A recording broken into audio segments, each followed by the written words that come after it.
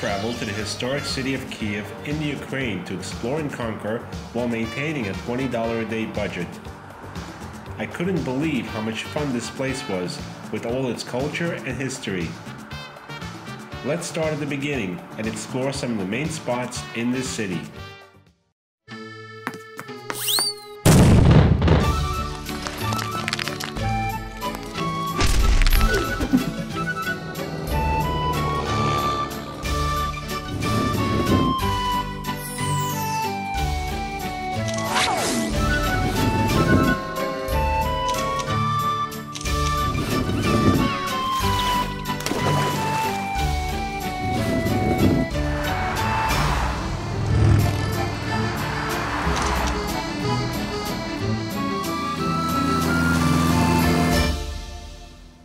Our exploration now begins in the southeast center of Kiev on the banks of the Dnieper River. I'm standing before the monument of the founders of Kiev. This is located on the Dnieper River. It symbolizes the capital of the Ukraine. These three legendary brothers with their sister founded the medieval city of Kiev back around the 6th century. Scholars consider them as a myth and merely an urban legend, even though archaeologists uncovered settlements around that area. You can easily get here on foot from the Metro Bridge station or stroll down the hill on a pleasant day. Next up, the hill of Roscoe Street.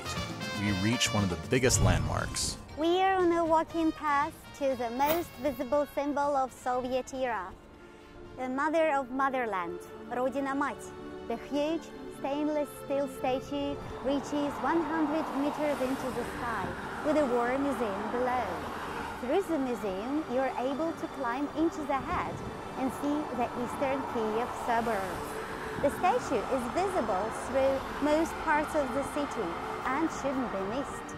Next stop is 3/4 of a mile north on Roscoe Street. This is the entrance to Ukraine's most holy wonder, Kiev Lavra, built by monks dating back to 1051.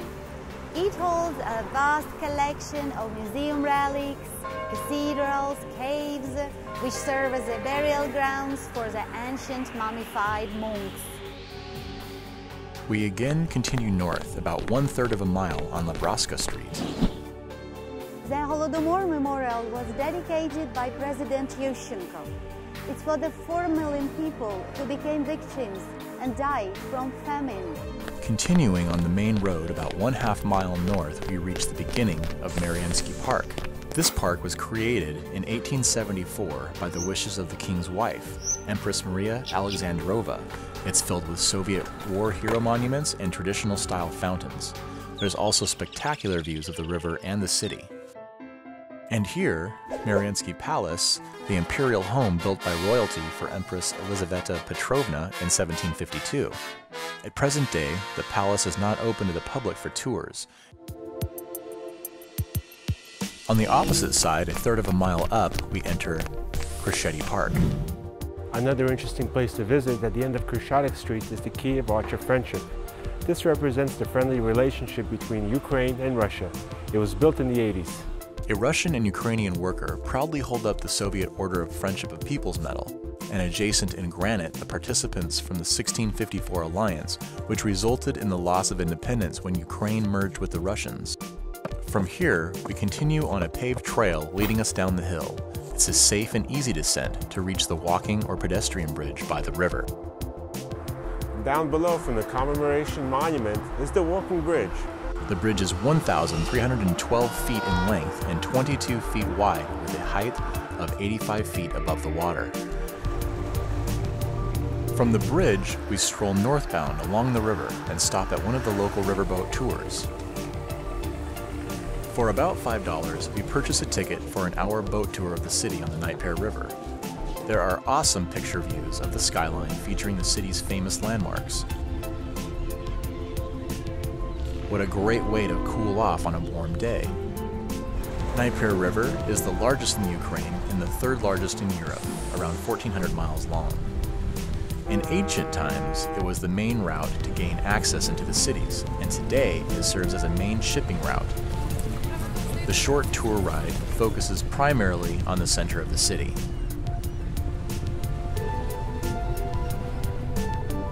This city is filled with a variety of eateries, including popular franchise establishments like TGI Fridays or El Patio Pizzeria. But for the best values to maintain a $20 a day meal budget, I found several cafeterias like Posada Hada or Dva Guza, the Two Geese on Shattuck Street. During the day, drove on Vladimirskaya Street next to the Zalota metro station, another favorite, Cafe Olive on Bogdana Street. Next, we head southwest about 1 mile away to the corner of Permogi and Verov-Skogo Street. Victory Square is a dedication to the successful victory of World War II. The obelisk towers 141 feet into the sky. On Volodymyrskaya Street is the entrance to the Golden Gate, or Zaloty Vorota metro station. 1.4 million passengers rely on the service daily. Around 664 cars form 131 trains that spread over 3 city lines with 51 stations and 41 miles of tracks. On the north side of the metro's second entrance is Zalota Vorotsky Passage. This leads to the Golden Gate exhibit, museum, and park. This is the Golden Gate, known as Zoloty Vorota. This is a new building which holds inside the original gateway passage to the ancient city fortress, constructed in 1017. You can easily get here by taking the metro to the Zoloty Vorota station.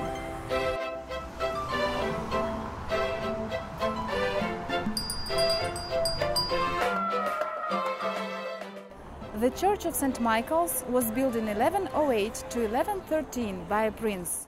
From here, we walk a short distance north, past the Ministry of Affairs building to a famous street called Andreski Descent. This is a street museum, and on weekends it's an art gallery with musicians and a flea market for souvenirs. The main street of the city is Shattuck Street. It runs 3/4 of a mile east, ending at the park. This is where everyone congregates in all hours of the day. Now it serves as the administrative and business center of the city. About 1/3 of a mile from Shattuck, southeast on Institutka Street, then right on Bankova Street, is the House of Chimeras.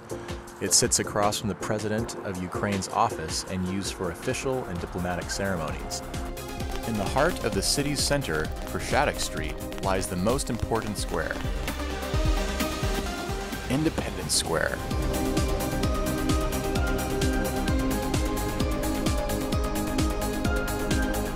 To the right lies the largest flower clock in all of Europe, made to honor the city's 18th anniversary of independence. As it turns, the day becomes the night. People come and gather to celebrate an evening's display of the city's ornament of light. Cafes, restaurants, and bars quickly gather visitors from near and far. People socialize and stroll along the famous Shattuck Street, the city's heart and soul.